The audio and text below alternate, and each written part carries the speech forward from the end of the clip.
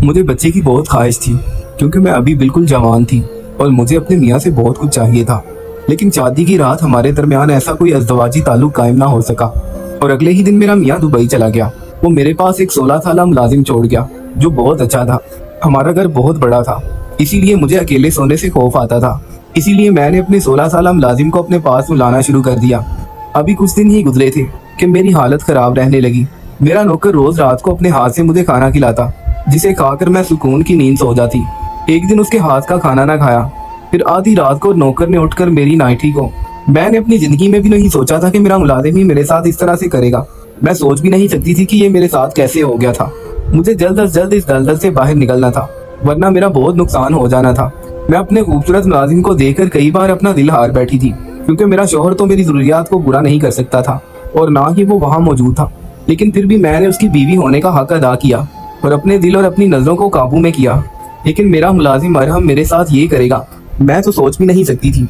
पिछले कई दिनों से मैं अपने साथ अपने मुलाजिम अरहम को सुला रही थी। इतने बड़े घर में मेरे और उसके अलावा कोई भी नहीं था और मुझे अकेले सोने में डर लगता था। इसी वजह से मैंने उसे कहा कि तुम मेरे बिस्तर पर मेरे पास सो जाया करो, इस तरह मेरा दिल लगा रहेगा और तुम्हारी तनख्वाह भी डबल हो जाएगी। तुम्हारी अम्मी का फायदा हो जाएगा, बेचारी परेशान रहती है, उसका कमाने वाला तुम्हारे अलावा कोई नहीं है। डबल तनख्वाह होगी तो वो बहुत ज्यादा खुश हो जाएगी और इस घर में तुम्हें किसी चीज की कमी नहीं होने दूंगी, बल्कि यूं समझो कि तुम मेरे अपने ही हो। लेकिन वो कहते हैं ना कि किसी को बच्चा कह देने से कोई बच्चा नहीं बन जाता। औलाद हमेशा अपनी ही होती है, जो सिर्फ माँ के पेट से पैदा हो। एक हफ्ते के बाद जब मुझे पता चला कि मेरा मुलाजिम अरहम ही मेरे साथ, ये देखकर मेरी रूह फना हो गई, क्योंकि वो मुसलसल मेरी तरफ घूर रहा था। क्योंकि मैं अभी शावर लेकर निकली ही थी कि दरवाजे पर घंटी बजी। मेरे पूछने पर आवाज आई कि मैडम, मैं ज़किया अपने बेटे के साथ आई हूँ। मैंने बाल खुले छोड़े और जाकर दरवाजा खोला तो बाहर वो औरत अपने बेटे के साथ खड़ी थी।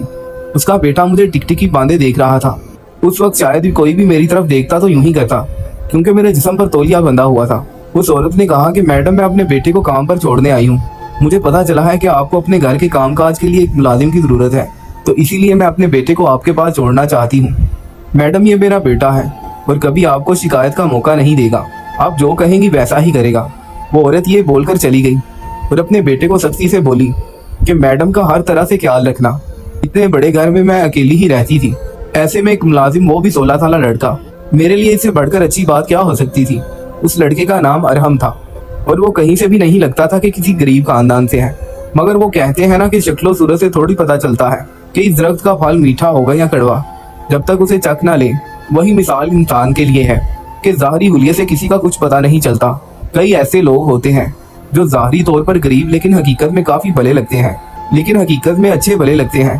खैर, अरहम को मैंने घर का कामकाज समझा दिया और खुद अपने कमरे में चली गई। ऐसे ही वक्त गुजरने लगा। अरहम मुझे बहुत अच्छा लगता था। वो मेरे सभी काम करता था और वो रात को देर से ही घर जाता था। उसकी तनख्वाह मैंने अलग से लगाई थी और मैं अरहम की तरफ से बिल्कुल बेफिक्र थी, क्योंकि वो अपने काम से काम रखता था। एक दिन मैं अपने कमरे में कपड़े तब्दील कर रही थी कि अचानक अरहम कमरे में आ गया। मैं उसे अचानक अपने कमरे में देखकर चौंक गई, क्योंकि उस वक्त मैं कपड़े तब्दील कर रही थी। वो मेरे तमाम नज़ारे देखते ही फौरन बाहर चला गया। जब मैंने कपड़े तब्दील कर लिए तो मैंने उसको आवाज़ दी। वो आते ही मुझसे माफ़ी मांगने लगा और उसने कहा कि मालकिन, मुझे माफ़ कर दे, मुझे नहीं पता था कि आप कपड़े तब्दील कर रही हैं और आपने तो दरवाज़ा भी बंद नहीं किया था, जिस वजह से मैं सीधा कमरे में चला आया। इस बात को 2-3 दिन गुजर चुके थे कि मुझे घर में फ़ोन की घंटी सुनाई दी। मेरे अलावा इस घर में मोबाइल अरहम के पास हो सकता था, क्योंकि अरहम के अलावा तो घर में कोई नहीं था और वो मोबाइल अरहम का ही था। अरहम अपने किसी दोस्त से बात कर रहा था। मैंने जब उसे बुलाया और कहा कि तुम्हारे पास मोबाइल कहाँ से आया, तो उसने कहा कि मेरी अम्मी ने लेकर दिया है। मैंने कहा कि अभी तुम बहुत छोटे हो, तुम्हारी उम्र ही क्या है, तुम सिर्फ अभी 16 साल के हो, इसलिए ये इस्तेमाल करना इस उम्र में ठीक नहीं है। उसने कहा कि मालकिन, आजकल तो 12-14 साल के बच्चे के पास फोन होता है, आप किस जमाने में रह रही हैं।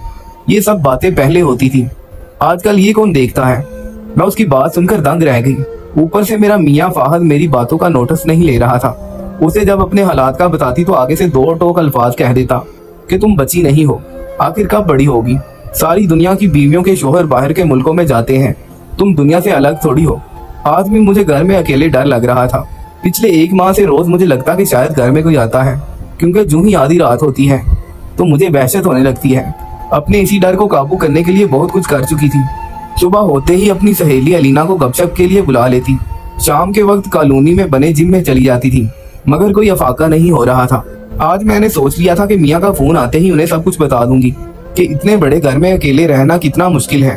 खुद तो वो दुबई रहते थे और मुझे यहाँ इस घर में कैदी बनाकर छोड़ गए थे। शादी को लेकर मैंने बहुत सारे ख्वाब देख रखे थे।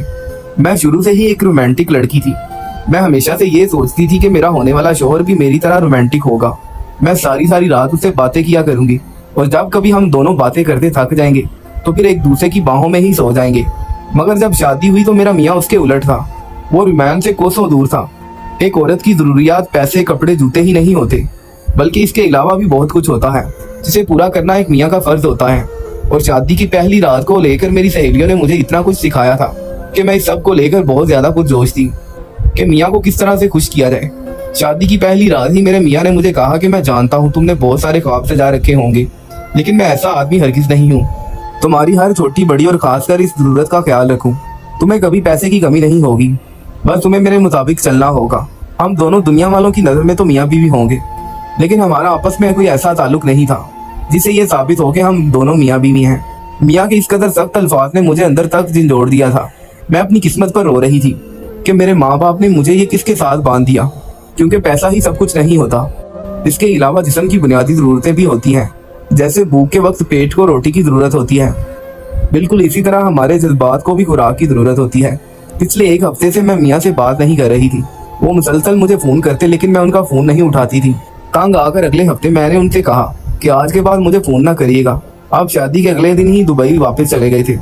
मुझे अपने निकाह में और इस घर में बांधकर आप तो जिम्मेदारियों से फारिग हो गए थे, लेकिन मेरे जज्बात, मेरी मोहब्बत और मेरी जिंदगी का क्या? मेरी भी तो कुछ जिस्मानी जरूरत थी, मुझे भी तो बच्चों की शदीद तमन्ना थी, लेकिन आपने तो कभी इस तरह मेरे बारे में सोचा भी नहीं। मेरे मियाँ ने कहा तुम परेशान नहीं हो, मैं 3 माह के बाद वापिस आ रहा हूँ। दरअसल मुझे दुबई में कुछ इमरजेंसी थी जिसकी वजह से मुझे अचानक आना पड़ा, लेकिन तुम बिल्कुल भी फिक्र नहीं करो, मैं जल्द ही आ जाऊंगा। तुम ऐसा करो कि अरहम को अपने पास सुला लिया करो। वो रोज रात को तुम्हारे पास सो जाया करेगा और वो तो बच्चा है, तुम्हें उससे किसी किस्म की घबराहट भी नहीं होगी। और हाँ, वो 24 घंटे तुम्हारे साथ ही रहेगा। इस तरह तुम्हारा दिल भी लगा रहेगा और उसे भी साथ मिल जाएगा। वो बड़ा नेक बच्चा है, तुम्हें कभी भी परेशानी का सामना नहीं करना पड़ेगा। मियाँ की बात सुनते ही अगले दिन मैंने अरहम की माँ को कमरे में बुलाया और उसे कहा कि अब से अरहम 24 घंटे यहीं रहेगा और उसकी तनख्वाह डबल होगी। उसकी माँ को कोई मसला नहीं था, इसलिए वो झट से मान गई। उसने अपने बेटे अरहम को कहा कि आज के बाद तुमने यहीं पर रहना है, इसलिए अपनी मालकिन को खुश रखना। मैंने कहा तुम्हारे खुश रखने से क्या मतलब है? तो उसकी माँ ने कहा कि मालकिन कुछ नहीं, बस वो मैं ये कह रही थी कि वो आपका कहा माना करे और आपकी कोई भी बात ना टाले। मुझे ऐसा लगा था जैसे उसकी माँ कुछ कहते कहते चुप हो गई थी। इसके बाद अरहम की अम्मी घर से चली गई। अरहम अब यही मेरे पास रहता सोता था। वो मेरा पहले से ज्यादा ख्याल रखता था, लेकिन ख्याल रखने के साथ साथ वो मोबाइल का इस्तेमाल भी बहुत ज्यादा करता था। कई बार मैं उसे मना कर चुकी थी कि इस उम्र में फोन करना अच्छी बात नहीं है, लेकिन वो मेरी बात को एक कान से सुनकर दूसरे कान से निकाल देता था। एक दिन मेरी तबीयत बहुत ज्यादा बिगड़ गई थी। मैं नर्स के पास गई तो नर्स ने कहा कि आपको आराम की जरूरत है, आप किसी बात का बहुत ज्यादा स्ट्रेस ले रही हैं, जिसकी वजह से आपकी तबीयत बिगड़ गई है। मेरी हालत बहुत अजीब हो चुकी थी। मुझे समझ नहीं आया कि आखिर मेरे साथ क्या होता है। अरहम अक्सर रात का खाना बाहर से ही लेकर आता था, लेकिन हैरत की बात यह थी कि जब मैं खाना खाती तो फौरन मेरा सर भारी होने लगता। इसके बाद मुझे कोई होश नहीं रहता था कि ये मेरे साथ क्या हो रहा है, मैं कहाँ पर हूँ। मुसलसल मेरे साथ ऐसा ही होता था। एक दिन मैंने अरहम से कहा कि अरहम आज के बाद तुम बाहर से खाना ना लेकर आना, क्योंकि मुझे बाहर का खाना अच्छा नहीं लग रहा। और जब मेरे मियाँ को पता चलेगा तो वो भी मुझे गुस्से होंगे कि कितनी बार कहा है कि खाना हमेशा घर पर बनाया करो। आज के बाद मैं घर पर ही खाना बनाऊंगी। ये बात सुनते ही अरहम का चेहरा फीका पड़ गया।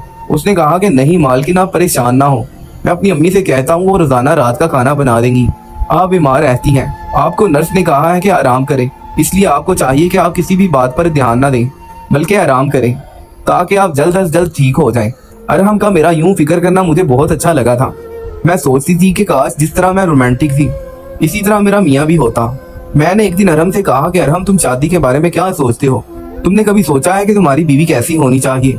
तो अरहम ने मुझे बड़ा अजीब सा जवाब दिया। उसने कहा, मालकिन, मैं चाहता हूँ कि मेरी बीवी आप जैसी हॉट हो और बहुत ही ज्यादा खूबसूरत हो। मैंने कहा, अच्छा, क्या मैं तुम्हें खूबसूरत लगती हूँ? तो उसने कहा कि मालकिन, आप जैसा इस दुनिया में कोई भी खूबसूरत नहीं है, आप बहुत ही ज्यादा खूबसूरत हैं। लगता है साहब ने कभी आपकी तारीफ नहीं की, इसीलिए आपको अपनी खूबसूरती पर शक है। अरहम का इस तरह खुल्लम खुल्ला मेरी तारीफ करना मुझे बहुत भाया था। जाहिर सी बात है, कोई भी मर्द जब औरत की तारीफ करता है तो वो औरत को अच्छा ही लगता है। मुझे भी यूं गैर मर्द का तारीफ करना बहुत अच्छा महसूस हुआ था। मेरा दिल चाहा कि अरहम मेरी और तारीफ करे और मैं उसके मुंह से अपनी तारीफ सुनती रहूं, लेकिन ऐसा मुमकिन नहीं था। मैं और मेरा 16 साल मुलाजिम अरहम एक ही बिस्तर पर सोते थे। मैं तो उसे अपना बच्चा ही समझती थी, क्योंकि मैं उसे अपने बेटों की तरह ही ट्रीट करती थी। मगर मेरे दिल में कई बार शैतानी ख्याल आया, जो कि अच्छा नहीं था, लेकिन मैं खुद अपने आप पर ही कंट्रोल रखे हुए थी, क्योंकि मेरा ये खूबसूरत जिस्म मेरे मियाँ की अमानत था। जब भी अरहम के चेहरे की तरफ देखती तो बहुत ही भला महसूस होता था, क्योंकि वो बहुत ही ज्यादा खूबसूरत लड़का था और अपनी उम्र से कई गुना बड़ा लगता था। लंबा चौड़ा, ऊपर से क्लीन शेव, वो एक भरपूर मर्द लगता था। यही सोचते सोचते जाने कब मैं सो गई, मुझे पता ही नहीं चला। जब मेरी आंख खुली तो मेरी नाइटी अजीब हालत में थी, क्योंकि रात को मैं यही पहनकर सोती थी, जबकि अरहम घर पर मौजूद नहीं था। मैं काफी देर तक उसका इंतजार करती रही, लेकिन वो ना आया। शाम को जब वो वापस लौटा तो मैंने कहा कि कहाँ पर थे तुम सारा दिन? तुमने बताया भी नहीं कि कहाँ गए थे। कम से कम तुम्हारे पास मोबाइल था, मुझे फोन ही कर देते कि आज मुझे कोई जरूरी काम था। तो मेरे 16 साल मुलाजिम अरहम ने कहा कि मालकिन माँ की तबीयत ठीक नहीं थी, अचानक मुझे वहाँ जाना पड़ा, इसलिए मैं आज घर पर मौजूद नहीं था, मुझे माफ कर दें। मैं अगली रात यही सोचती रही कि कल मेरे साथ क्या हुआ था, क्योंकि मुझे कुछ बहुत ही ज्यादा अजीब महसूस हो रहा था। यूं लगता था कि जैसे कल रात कुछ गलत हुआ है। अरहम भी सो चुका था। जब सुबह मेरी आंख खुली तो मैंने अरहम से कहा, तुम रात को किस टाइम सोते हो? तो वो मुझे कहने लगा कि मालकिन मैं तो आपसे पहले ही सो जाता हूँ। मैंने कहा अच्छा ठीक है, लेकिन कल रात 2 बजे जब अचानक मेरी आंख खुली थी, उस वक्त अरहम जाग रहा था और मुझे उठते देखकर वो फौरन सोता हुआ बन गया था। मैं यही सोच रही थी कि अरहम ने मुझसे झूठ क्यों बोला, आखिर क्या वजह थी। अब मैंने सोच लिया था जो पिछले कई दिनों से मेरे साथ हो रहा था, अब मैं इसका पता कर ही रहूंगी। अगली रात जल्द ही मैं अपने कमरे में आकर सोती हुई बन गई। अरहम तकरीबन 12 बजे कमरे में आया और वो भी आकर लेट गया। मेरी नजर अरहम की हर हरकत पर थी, लेकिन आधी रात को मेरे होश उड़ गई, मेरे कदमों तले से जमीन निकल गई जब मैंने सुना कि अरहम मेरे शोहर से बात कर रहा था और वो दोनों आपस में मेरे मुतालिक ही बात कर रहे थे। अरहम ने कहा, मालिक आपका काम हो जाएगा, आप बिल्कुल भी फिक्र ना करें, मैं मालकिन को यहाँ पर बहुत ज्यादा उलझा कर रखूंगा, बल्कि मैंने उनकी बहुत सी नाजेबा तस्वीरें भी बना ली हैं, जिनके जरिए मैं उनको ब्लैकमेल करूंगा और उनको बताऊंगा कि वो अपने शोहर को धोखा दे रही हैं और अपने ही घर के मुलाजिम के साथ अपनी जरूरियात पूरी कर रही हैं। इस तरह वो कभी भी आपसे ये नहीं कहेंगी कि आप जल्द से जल्द वापिस आ जाएं, क्योंकि उनको खुद से धोखे की बू आएगी। और वैसे मालिक आपकी बीवी है बहुत खूबसूरत, मगर कम वक्त वो मुझे अपना बेटा मानती है, वरना बहती गंगा में एक आध बार मैं भी हाथ धो लेता। ये सुनते ही मेरी आंखों में आंसू आ गए। मैं सोच भी नहीं सकती थी कि मेरा मियाँ इस कदर घटिया हरकत करेगा। मजीद अगले दिन मुझे मोहल्ले की औरत से मालूम हुआ कि मेरे मियाँ ने बाहर एक गोरी से शादी कर रखी है। उसने बताया कि मेरे मियाँ ने कभी मुझ में दिलचस्पी ही जाहिर नहीं की थी, वो फोन भी मुझे अपने माँ बाप के डर से करता था। जिस औरत ने मुझे सब बताया वो मेरी सास की सहेली थी। अगले दिन ही मैंने अपने मुलाजिम अरहम की छुट्टी करवाई, क्योंकि वो मेरे लिए एक नौकर से बढ़कर एक नामहरम था, जिसका ख्याल मैंने कभी नहीं किया था। मैं तो उसे बच्चा समझती थी, लेकिन वो बच्चा नहीं था, क्योंकि मुझे पता चल चुका था कि मौका मिलते ही मुझसे अपना मतलब निकाल सकता है। मेरी तमाम नाज़रीन से यही गुजारिश है कि अपनी बेटियों के रिश्ते करते वक्त उनका ससुराल अच्छे से छान लें, ताकि मेरी तरह कल को आपकी बेटी की इज्जत दांव पर न लग जाए और ना कल को आपकी बेटी किसी नामहरम का सहारा लेकर खुद को बर्बाद ना कर बैठे।